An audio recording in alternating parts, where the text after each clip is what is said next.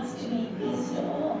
Mom, they posted my big character posters, needing to pick the dog before the lion. That way, they could warn others who dare to leave what the consequence is, right? Mom, I'm doing very well here. In the military, they have distributed us a lot of things. Everything that I'm wearing from head to toe is brand new. A cotton cap, 2 white shirts, 2 white underpants, a fleece coat, a fleece trousers, a thick winter coat, a summer coat, a winter performance costume, a summer performance costume, a training suit. They are all in pink. A cotton trousers, a cotton jacket, a quill, a bed sheet, 2 pair of socks, a pair of cotton shoes, a pair of boots, a pair of rubber shoes, a white towel, a yellow shoulder bag, a belt, a military packing belt, a kettle, a raincoat, and a small plate of 4-in-1 highest level journals selected essays, 2 cap badges, 3 pair of red collar badges. By the way, they also paid me 13.5 million, which is the salary since I came here. Every month we gross on 6.75 million, which is enough for me. Please be assured. How was the spring festival this year at home?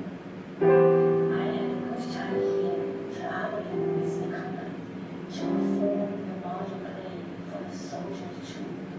For this new year, every one of us received a pound of peanuts, sesame crunchy candy, and fruits. On New Year's Day, every 8 artistic warriors sat in a round table. The military we visited made a lot of dishes to comfort the artistic warrior. They even killed 2 pigs to feed us and celebrate the new year. We had performed 8 shows during the Spring New Year Festival. Someone took photos of us while we were performing the night before. Mom, I'm going to the military training camp on the 8th of the month, together with an entire company of artistic warriors. The political commission told us to prepare for suffering. I am determined to distinguish myself in this training, to will pass this trial by the leaders and my comrade. Mom, I bought a wash basin with a pattern of a little panda. It cost me 2.79 million. I also bought a diary book. Dad, please buy me a notebook and a water fountain pen. I don't have time for shopping. Not to mention that there is no good shop here. He sent them to me with the green handbag I like. I'm going to stop writing here, wishing you a great progress in work and study, great health. Sincerely respected, Yin Mei. P.S. Brother is rising. Please write me a letter more often. I shall send you the photographs of my performance. My greetings to Shifu Zhang, and as well as my teacher is. We're about to turn down the next lecture. Can you cut I heard from the Segal Theatre that the Loyang Dance and Music Troupe forced my father to offer me to them, right? Please rest assured truth, I am not going back. Mom, this letter should not be seen by anyone. The military commander-in-chief didn't let me tell even my family that I had already in the military uniform. He said they would tell you at the Royal Dance and Music Troupe after we had completed all the procedure and makeup. Then I am a real soldier.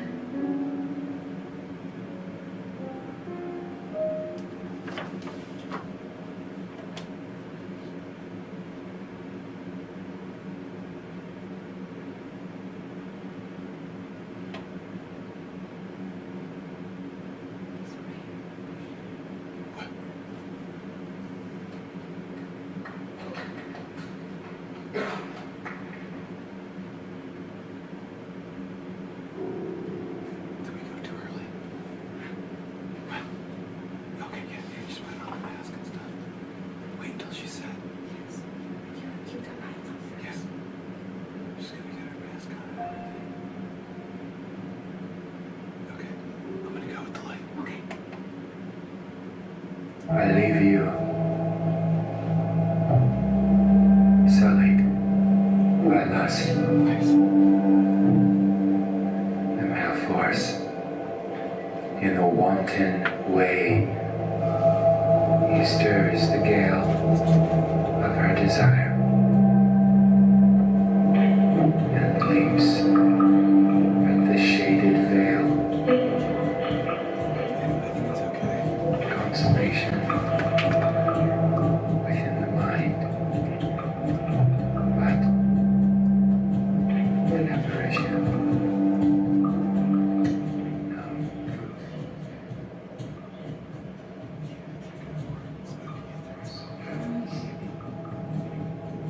At the gale of her desire. To the ring. And petals flutter down.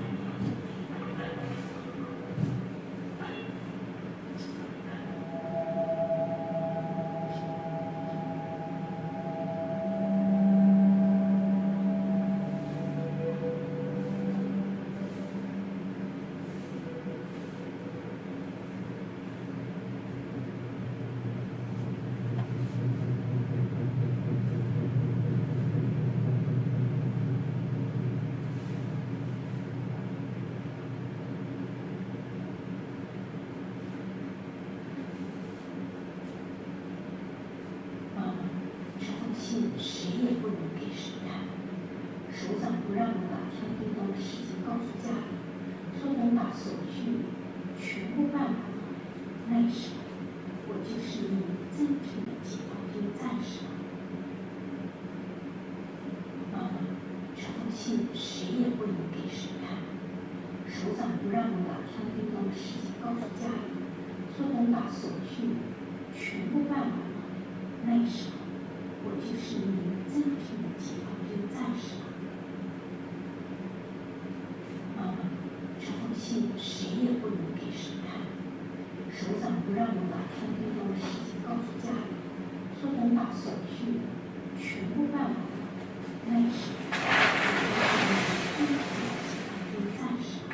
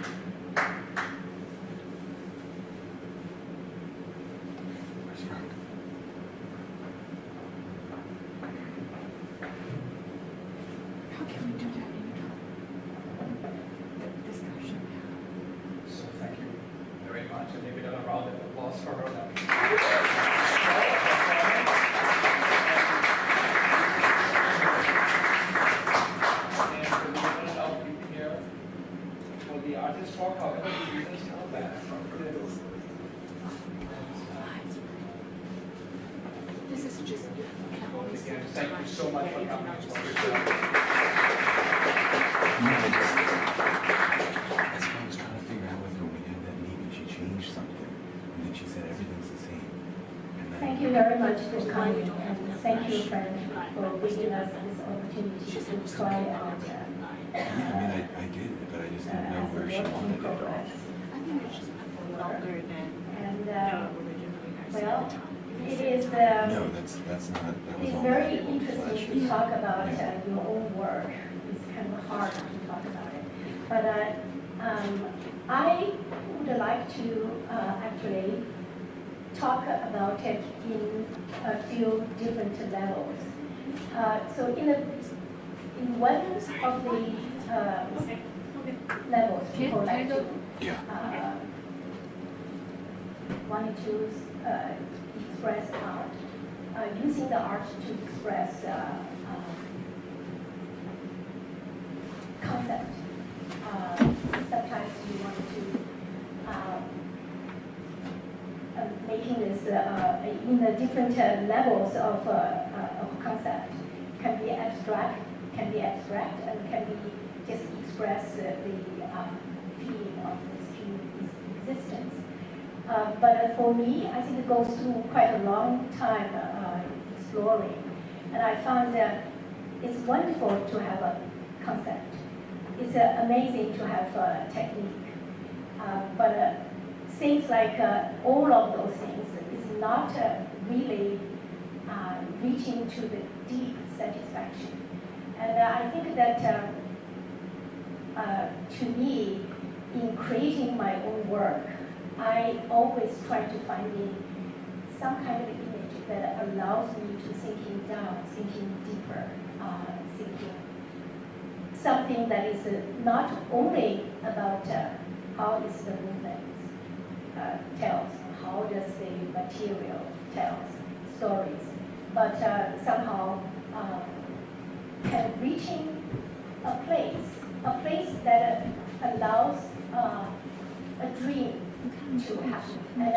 And it's not I tell the audience or I tell my dancers what to feel, but it's really something through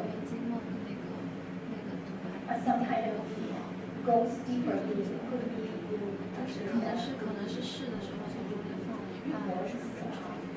music, but reaching to some place that is much the video played from middle. it's almost like it is The video not like total is like 10 minutes. But So in me, I always have trouble to articulate the Carolyn, thing that I you want gotta to check that the videos. Okay, I felt like Yeah. once the language maybe when we text them, we Okay. just play 4 minutes and and then we I'm pause missing here, so that's why once the it language played from like 4 points minutes. out that must have been what happened. And Yeah. then Yeah, it's did you always find things like the from opposite. here? Yeah, we were. I It's was like, because I didn't. That's when I didn't know what to So- do with the lights. I guess because that Yeah. probably is what threw everything I, off. for this particular work, I'm sorry that about I that. started to really Yeah. finding the stories which has been in my experience for a long time. And especially last 2 years, my parents have given me a much bigger box of letters, which is since I was 14, I left home. I started to write letters. So for 20 years, I wrote about 1,000 letters.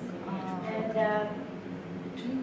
today that I spoken with actually translated one letter. That is one of the letters which I wrote when I was 14 to them. I became missionary. So I think the story, the letters, almost so far away. It's almost like, of course, the memory, but it's another space, completely open. And that I felt like that space is connected not only with my own space, not only it's not only my memory.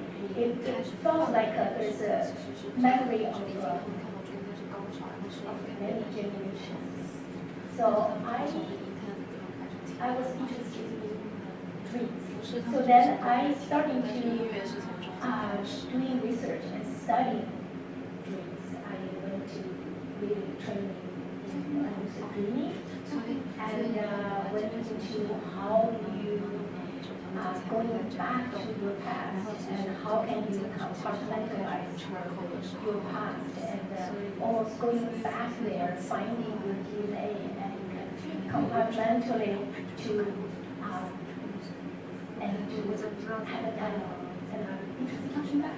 And at the same time, I always know there is a story in Chinese literature, and it's a great playwright. He wrote a very well-known play called Magnificent Peony Dreams. And in that play, of course, he talks about a young girl who had a dream during the day, dreamed about his lover. And when she becomes, and it was not true, and that she died. She died because the dream is. But somehow, 3 years later, the man he dreamed is a scholar, passing by the house and discovered a picture of her. And saying this girl was my lover. So they told him the story, and he went to the coffin, and opened the coffin, and the girl was there. So it tells you that for him, dream and death and life, and it's just a real it is not logical, but somehow it is. So I found that very interesting, not only because the story is funny, it is the playwright himself. I found it very funny. And he studied the same thing. He studied psychology when he was 13, and he was going through all this reading so he was prepared. So that who he is has given me a tremendous excitement and wanting to go into discover a little bit deeper and more what is dream, time, and space. So that is actually the work that is the beginning of this work I'm doing right now, which is called the Peony Dreams on the other side. So I am trying to create some kind of image, some kind of that allows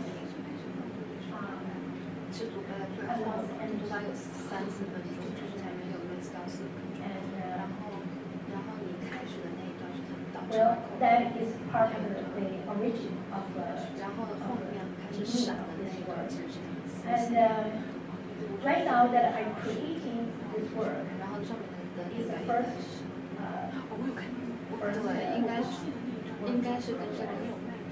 And in the work that I think that I had 3 images that I was planning to work with. One is 就我也不是说跟我们观考听力组会有一点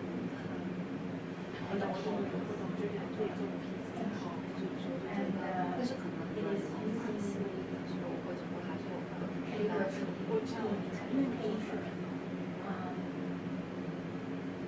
It's not really limited to some art. Art is not perhaps that interesting, especially when the water is very, very dry. So it came out very, very different. But it is the action. The action, I think that action have given me some kind of a vehicle that allows me to Your hands clean. And the second unit that I had is that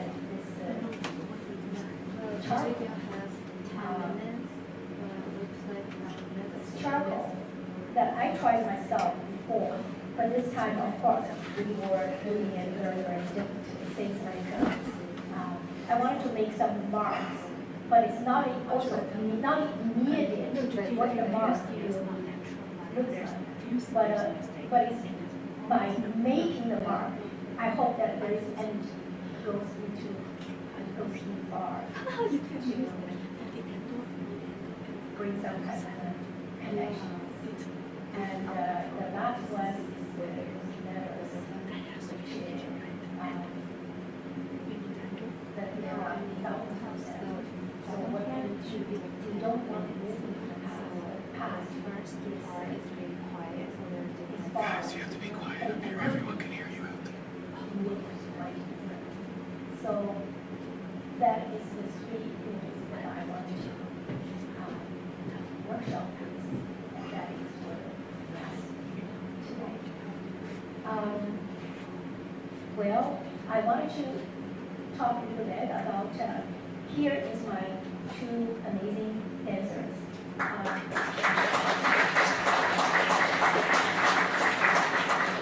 Hui Wang and Guang Lei. They both trained in China, but they are all professional dancers here. And also, I wanted to talk a little bit about the person did the projection. His name is George Seaman, and he is using handwriting, drawing the black and white on paper. So this image is created, and I felt like the image itself also speaks a lot about other world. So Pei and I have been working on this project, and this is all the stories. And also the pianist, Bill.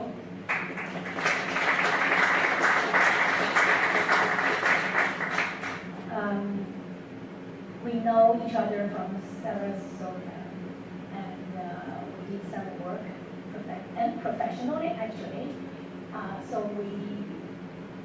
we wanted to try something new here. And also Summer, and she's helping me to Summer here did these letters and digital projections here. And also Victoria, she's helping us administrating all this work. And of course, a lot of other people supporting us and brought us to this stage. It is a very, very unique stage. So I would love to hear you give some sincere criticism, and if you wanted to share and talk a little bit, appreciate it. So, Frank. Thank you so much. And we're going to have first of all a panel before we come to Q&A, but please another round of applause. And I would like to ask Segal, Jody Kaplan, and Professor Segal to come forward, please. But I also want, while we do this, and bring the chairs up, acknowledge a spirit of theater. Perhaps the most foremost theater historian in the world, Professor Marvin Carlson, who is here with us. Marvin, maybe you can right on. And actually also Shanghai Theatre University decided to honor the center in his name, I think of the last year, I think in September or November. So it's the Marvin Carlson Theatre Center. Somehow we think of it as a sister or brother center, sibling of the Segal Theatre Center. At the very beginning, we hope there will also be long-lasting collaboration. It's a big honor for both Shanghai and Marvin, but also for Marvin to be at your place with moving on. So it's a beginning, I hope, as they say in the Casablanca, a long friendship. And we will go on, and Marvin and Professor will come later on to talk a little bit about this. But again, I would like to ask Ethan Cohn and Jody Kaplan and to come up here and to make some remarks on what we see. And thank you again.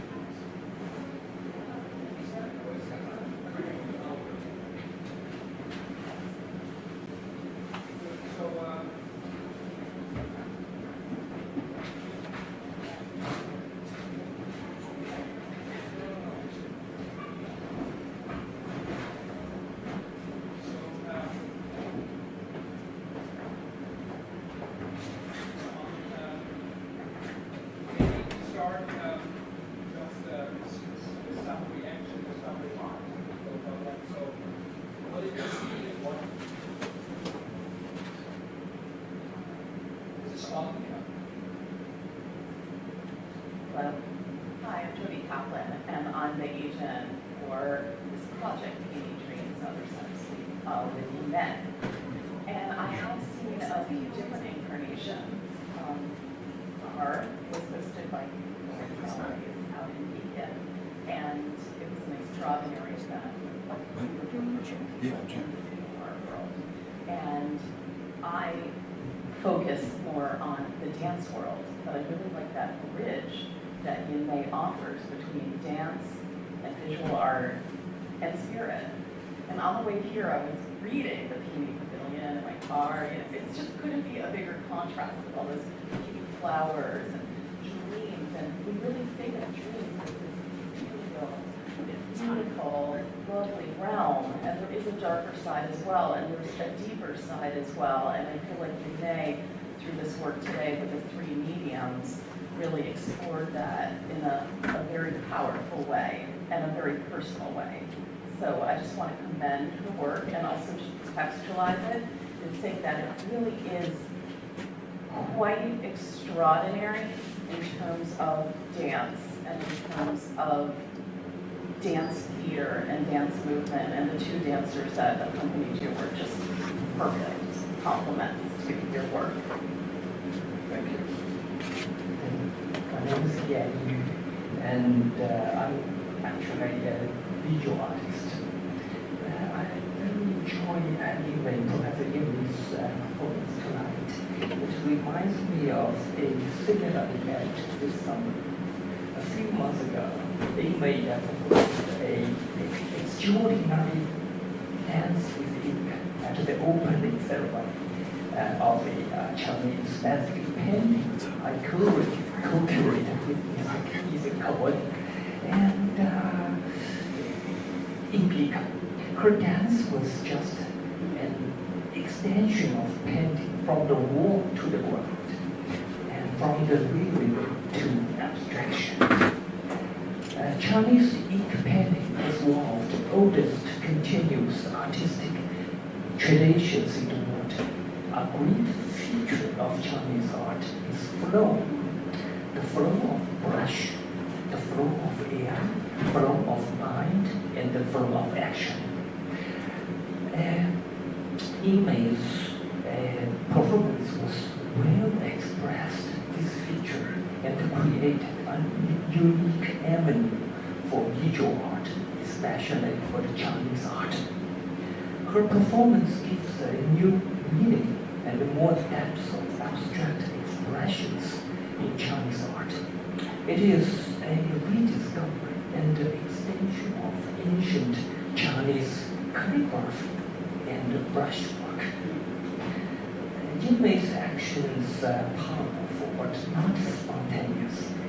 It links to a profound cultural traditions that I can certainly feel in calligraphic root. A well-planned performance of a freedom of expression, either in brush or body gestures. The abstraction and the realism are always a good balance in the Chinese art and the international contemporary art as well. Yin Mei combines the action of slow and quick, silence and emotions that all remains in the action of Tang Dynasty running style calligraphy. Actions by Huai Su or Zhang Xu, and also the works of Jackson Pollock and David Hockney, for example.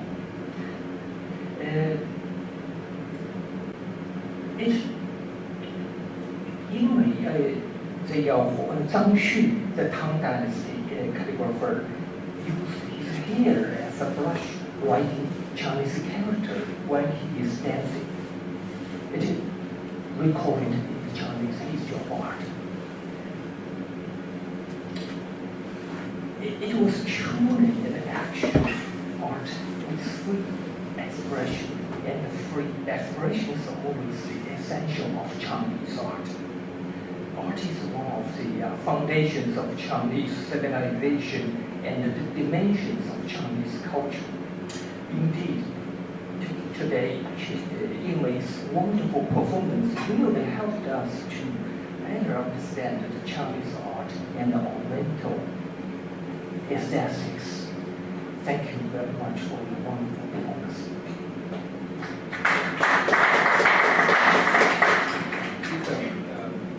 Sorry, you're the number 3 in the so what are your thoughts? Great. I'm Ethan Cohen. I'm a gallerist, curator, and specialist in Chinese art for about 30 years or so. And it's really such a pleasure to collaborate with Yin Mei. We have started, must have been almost 15 White Box. And Yin Mei had done a performance where she, White Box, went to Chelsea and it was all white. The stage, that was like Japanese, and center stage. And he said, I want to sound the paper. And Yin Mei killed herself. Wearing a funny dress, and sponges all over herself. And she cleaned. And this is when I first said, God, this is a performance. I think it's the authentic feeling, the spirit, was exactly what art is all about. And in fact, it was a unique bridge between dance and fine art and intermedia, mixing different types of specialties into one. And there was a great artist who passed away this past year, Hans Brader, who was one of the great founders or co-founders of intermedia art, and the idea how you can mix music, dance, painting, performance, action, etc. And Yin Mei, who I've known now for many years, really as a professional choreographer, professional dancer, and collaborator with artists, and you come out slowly and slowly. And from that moment, though, 15 years ago, I remember I said, this is the beginning of a fine artist career also. And we sort of chatted, and then this summer, or actually at the gallery, in the summer, I went in the gallery, did a performance with charcoal and ink, which was fantastic and powerful. And then you did this extraordinary performance in my art center at Beacon, the Cube, where we had 50 people on each side of your funny panel of white paper, and you just had these sponges, and you had this Chinese ink tradition of 2,000 years, and it was, you know, you owned it. You owned it, though, not just as a painter, but as a woman, as a choreographer, as a dancer, as a performer, as an action artist doing an artist thing.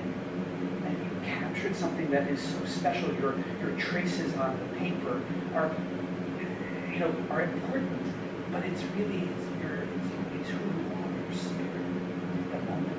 And so I think you're hitting on something, you know, Marina Abramovic is done her thing, which is very original. Your thing, which is very original.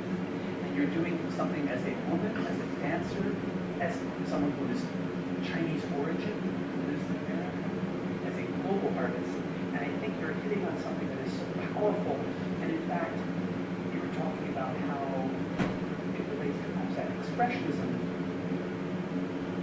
When we look at breath of artists, when you look at calligraphy hand, brushstroke, when you look at the histories of Shirtao, how he may have touched the surface of the painting. When you think of Jackson Pollock, you think of, say, Franz Klein. When you see Franz Klein and you put his work next to a Chinese artist, you can see the different types of breath that are going into the actual creation of that artwork. Your artwork is even when you added the charcoal, but it's also your ink, your whole body, your essence is in it, your imprint.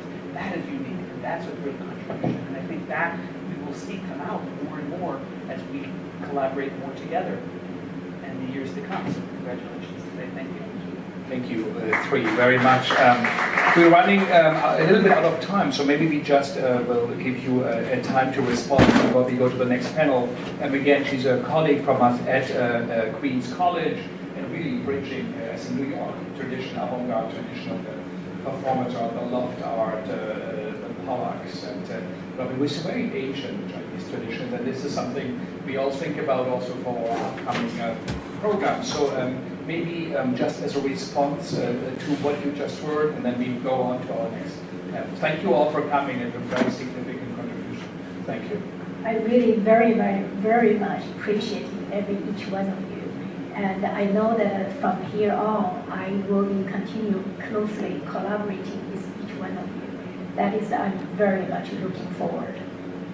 Can I just mention quickly that for those of you who are interested, Yin Mei will be performing another excerpt of this on Saturday, January 5th at Jazz at Lincoln Center as part of the Boogie Dance Festival, which are showcases during this huge national and international arts conference. So that's Jazz at Lincoln Center, Saturday, January 5th. And then it will also be performed in full at Wamama on May 9th and 10th. The full Peony Dreams will be performed. And then for anyone who's interested in bringing it to theaters or museums, please come see me. Thank you all so very much. Thank you for staying. Please leave the microphone on the seat. You stay. And we're going to ask Professor Lee, Professor Heike and Marvin to come up. Just thank you so much, really. Thank you.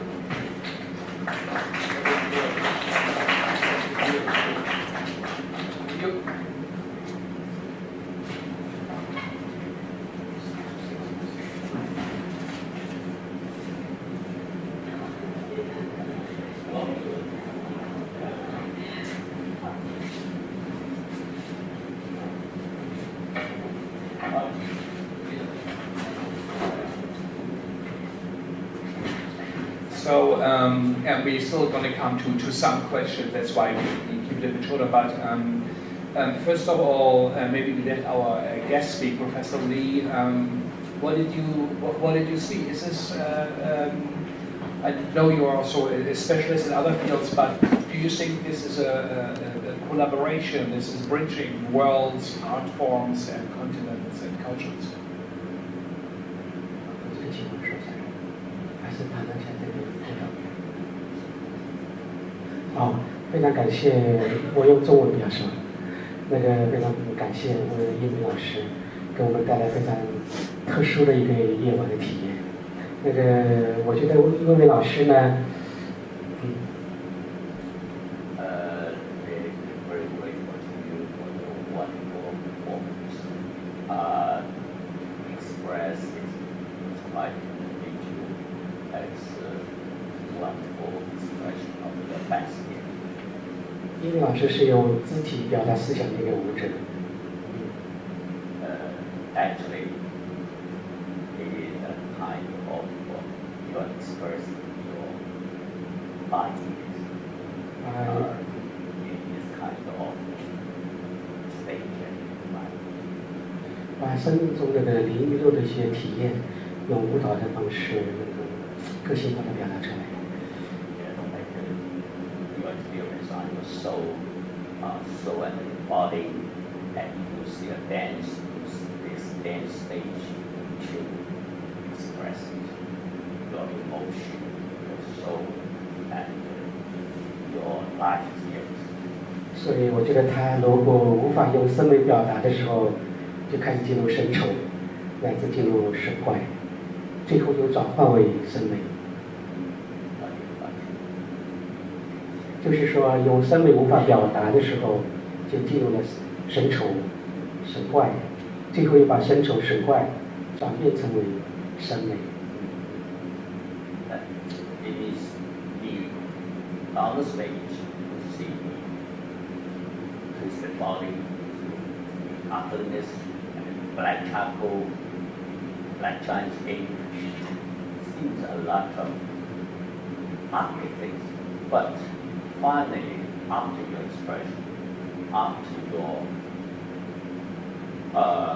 dance, it's kind of beautiful. Thank you. Marvin, what comes to your mind? First of all, thank you. First of all, of course, I have to thank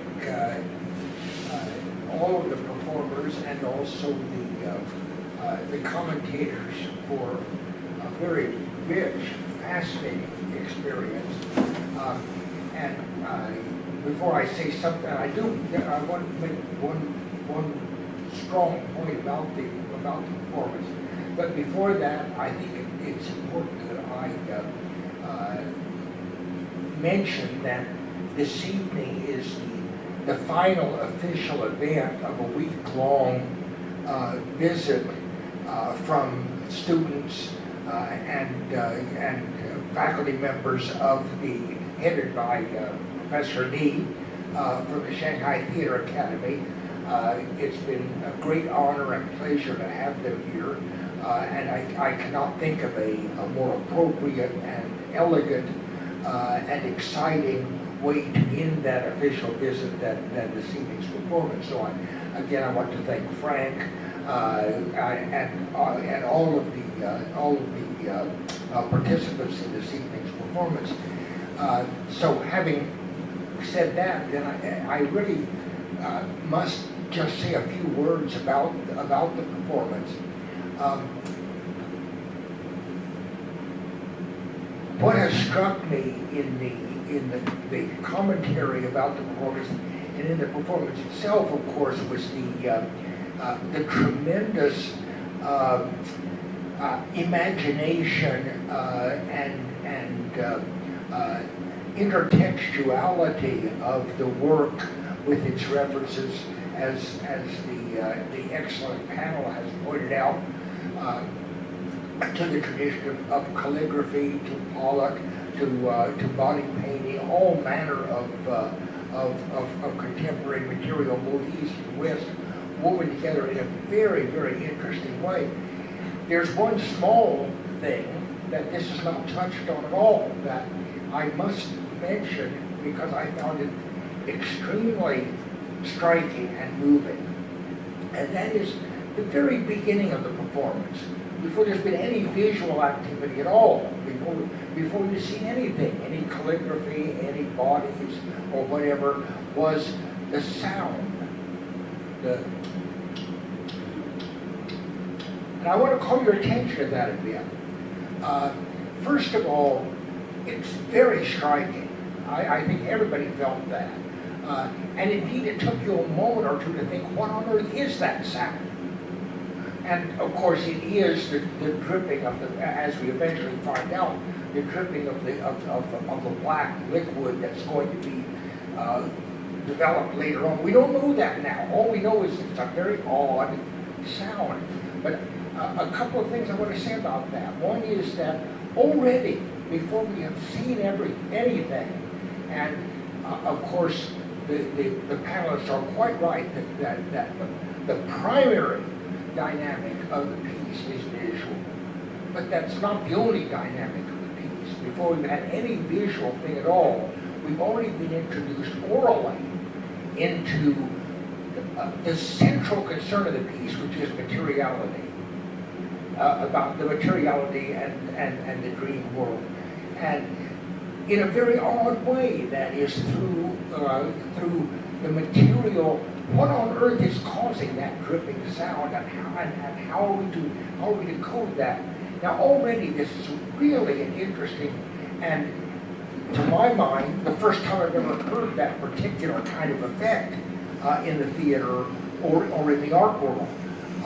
But then I would also say, as soon as I heard that and began to think, what on earth, what is this? What am I hearing? The other thing I thought of was the tuk tuk tuk tuk tuk that traditionally starts Chinese opera. The little drum knocks. Whether you were thinking of this or not, I'm just saying you're setting up such a rich pattern of associations that we're operating on a lot of levels. And I think we have mentioned a very important contribution to the piano, although just in passing.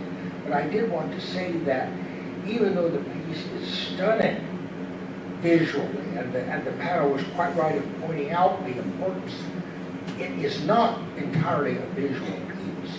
It's a piece that operates on a number of different levels and through a number of different media. And you could also see the same care in blending traditional and contemporary work and blending East and West. So, thank you so much, man. They're wonderful observations. Thank you. So, Kaki, what do you see this? Is this a collaboration? Would you have seen this also at Shanghai Theatre Academy, or where do you put all this in the many years you have been involved in this exchange? Can you take the mic? Okay. Actually, Yin Mei's dance theater, probably 20 years ago, maybe even more than 20 years ago, longer than that, we already enjoyed together like that. I think the meaning for Yin Mei's dance theater is that how to mingle, how to mix Western and Eastern dancing art together. That's very meaningful. Suppose I remember in Shanghai Theatre Academy, now they got a major musical performance, and last time I saw them, they are performing a kind of a Broadway show there. You know, the Chinese students, they got thin legs and they try to jump all things, very funny. So the thing is, our musical, I think that the Chinese musical should be considering some other ways. Yes, so that's important, that how to keep your national art, and that's very important. You cannot only learn something from Western. So here, what Yin Mei came to the United States, I think over 30 years, right? For all your exploring is that I remember you always use the Chinese ancient art, Chinese traditional art like Chinese painting, Chinese calligraphy, and Chinese traditional opera music, and you're together with the dance. You know, all these years you're doing this.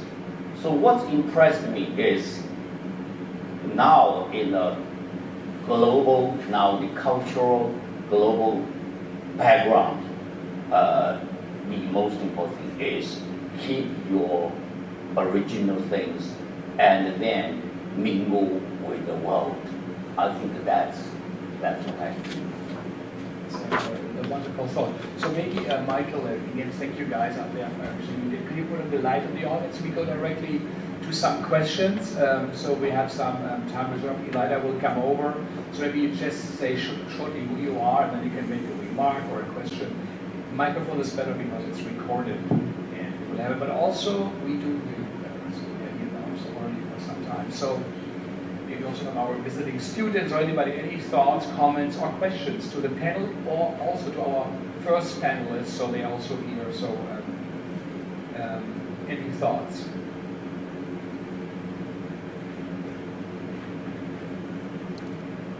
Hello everyone, I come from Shanghai Theatre Academy, and I'm very honored to be here as a visiting scholar.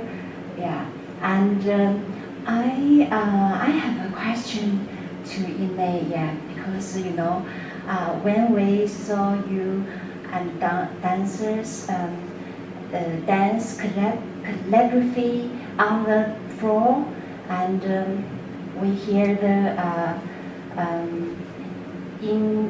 ethereal music and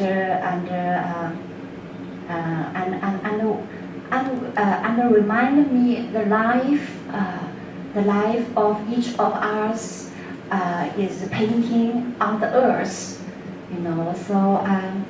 So my question is, you know, as you are choreography dance, yeah, choreography. So I think what about? Can you share us about your choreography philosophy or your life's philosophy? Sorry. Thank you, Faye. Right? Yeah. Calligraphy. Chinese always say the original, the mother of all art is start from calligraphy. So to me, I'm not a very good calligrapher, but that is not the point. The point is that I think calligraphy, I can spend my entire life to practicing calligraphy. I'm not going to be better than my ancestor.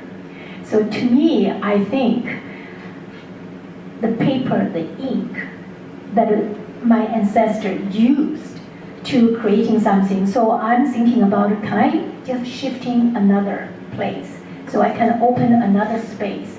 So in that space, no one has been traveled. Maybe I can discover something that is, I feel much more freer. So from here, actually, this is my first time. Frank, thank you very much. It's my first time here using a background of the paper. I mean, what do I mean by background is that I always working on white paper, but this time I painted the paper. I make an undercolor, like foundation of the paper. I just wanted to see what the ink on top of a colored paper will look like. So to me, calligraphy is amazing.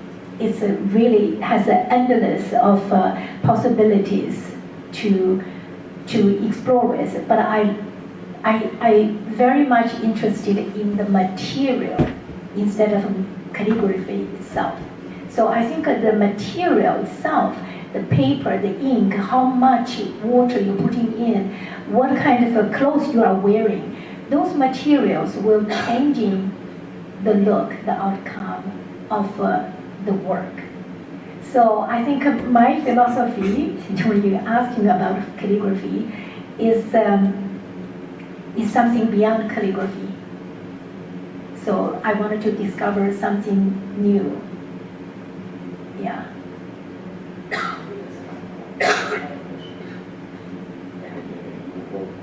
Self-practice calligraphy.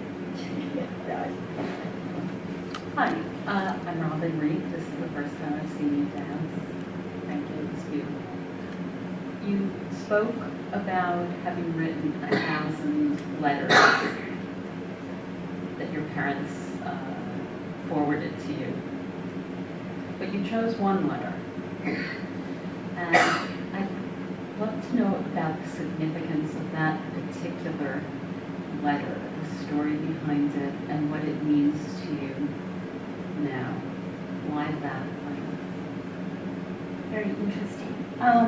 My parents 2 years ago gave me a box just telling me, hey, this is all your letters you started since you were 14 writing home.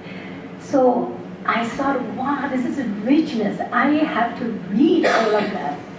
So I thought I'm going to be diving in. I will never come out. So I said, okay, let me just pick one letter to see what it looks like. So that is the letter I picked. And I did for an entire page telling me what I had received to becoming a Liberation Army when I was 14, that Chinese New Year's Eve. And it just, I was surprised that I recorded every single thing which I received. So I think that I must spend hours and hours just looking through everything that I had received. So I think that it was very meticulous. I mean, it's obsessed about what I did. So then I like that, and also I like that I wanted to be the revolutionary, the artistic warrior. That is striking me very much, and I think actually after that I started picking another 5 letters altogether. So this letter was being translated. I think that I would just choose one. So that's why it comes to here. It is something about you know, you're 14, you tell your mother this is a secret, you don't share your letter. So to me, it just I remember so well what was happening back then. And also it make a big mark because I was so much wanted to be a Liberation Army, and I get into it, but because of all those political things, and I was sending back, and I was having the first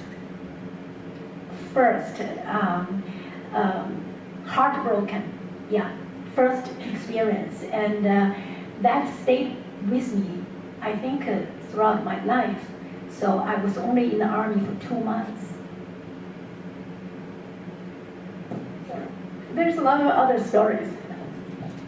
Any other thoughts or questions, remarks? Yeah. Yin Mei, thank you for sharing with us.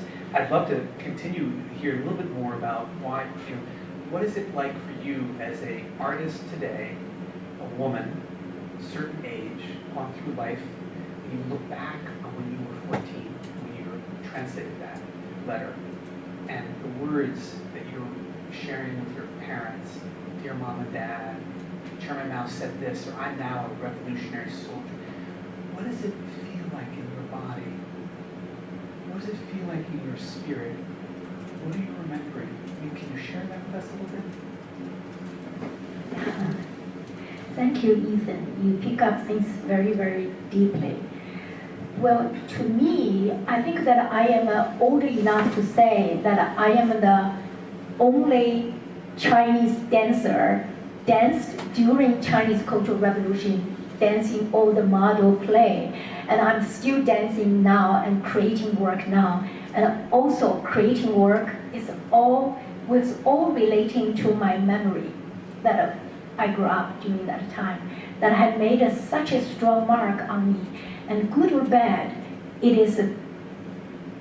was stages. In the beginning, I'm running away from that place, running as far as I can, because it's just so much memories. It can be very, very overwhelming. But in the other way, that when I come to this country for 30 years, even more 30 years, more than 30 years, but when I'm really getting sad, depressed, I don't know what to go through. You know, you have so much trouble in America as a woman, a Chinese, and going through that experience. I found it the most comforting is going back to read Chairman Mao's poetry.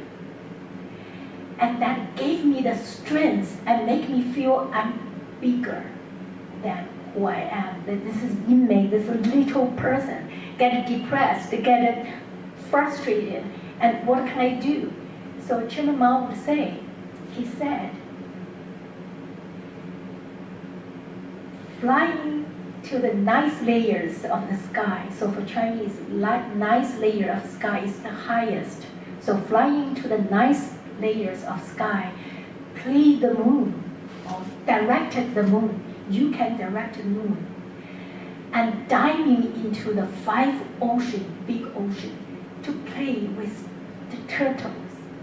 So which means you feel like your spirit is much bigger than who you are. Being frustrated in that moment. Because all of us, and I see, I've been in this country 30-some years, and I lived in China for 20-some years. So I see the struggle, and I see the aspiration, and I see what will get people through to learn that in the end, only spirit matters.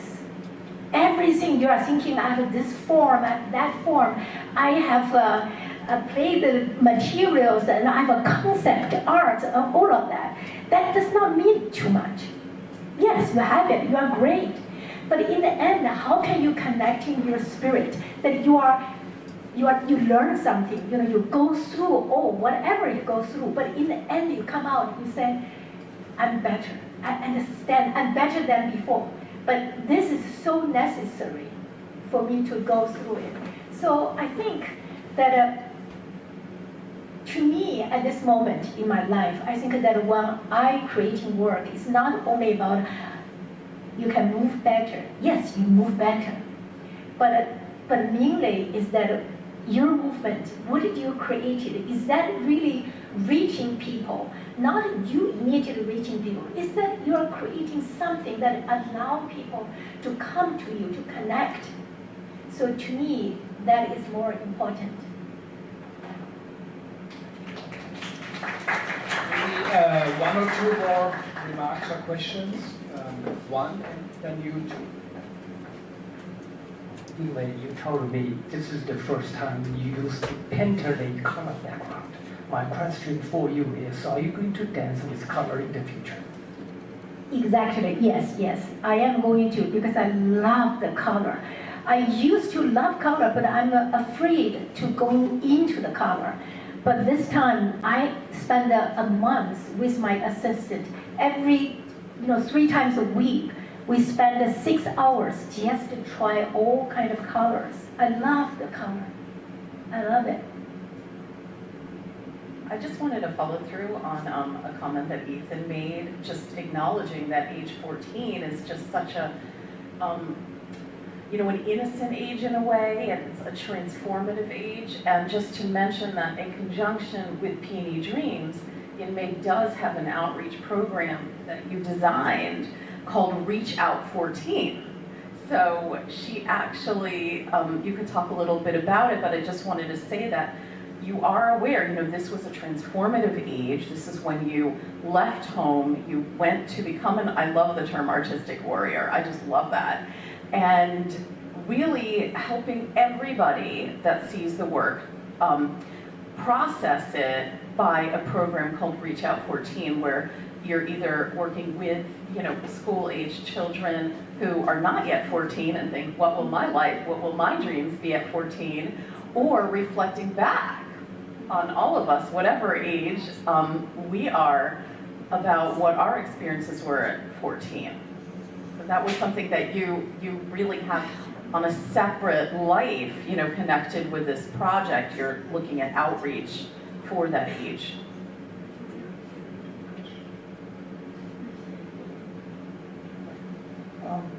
I was interested in the phrase that you were saying, repeating about bedtime stories and no more bedtime stories, and also during the day, no one. And so how that, because that was very powerful. Yeah. So, you know, I grew up during Chinese Cultural Revolution. There is really no bedtime stories. My parents was being sent away, or they were busy and they were being never come home. So I don't remember there's bedtime story to me at all. So what I am in the night, and I know my memory is that during the Cultural Revolution is chaos.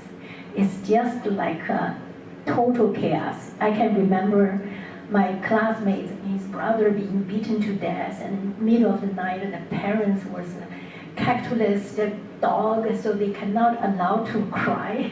So they have to cry in the middle of the night, and then you're just hearing the sound of crying. So, you know, you've been waken up, and then you start wondering. So you, during the day, you really do not know what is right. You're right, you're following some, but then next day, this group of people become a counter-revolutionary list. So you get confused when you were young. You don't know what to follow. So that's why I think I totally believe in the army. And I want to be an army because I felt like only the army is right. They never wrong. Because they are Chairman Mao's revolutionary army, so they are always the right, has the power. So when you're so little, you just feel like you don't have any power. You want to connect, but you don't know where, to whom you're connecting to. And my parents certainly are not a good parents. They are not red, they are black. They are constantly being sending away. So I cannot identify with them. So the story was really talking about that period of time. Thank you. Morgan, maybe some closing remarks for the evening, if you have something. It's a great challenge. It's been such a rich and interesting evening. I want to simply repeat what was said earlier, that we are at a very fortunate time in the increasing development of interconnectedness around the globe. It has its problems, it has its tensions, it has its negotiations, but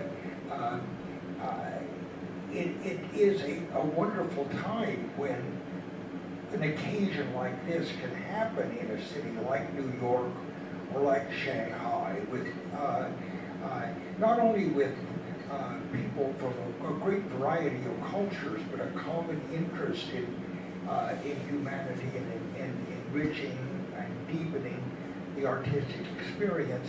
And it's not only the bringing together of so many backgrounds and cultures and interests based on a common humanity, but again, as this evening has shown so well, we also live at a time that brings together an incredible variety of artistic traditions, methodologies that of course grow out of the human interconnections.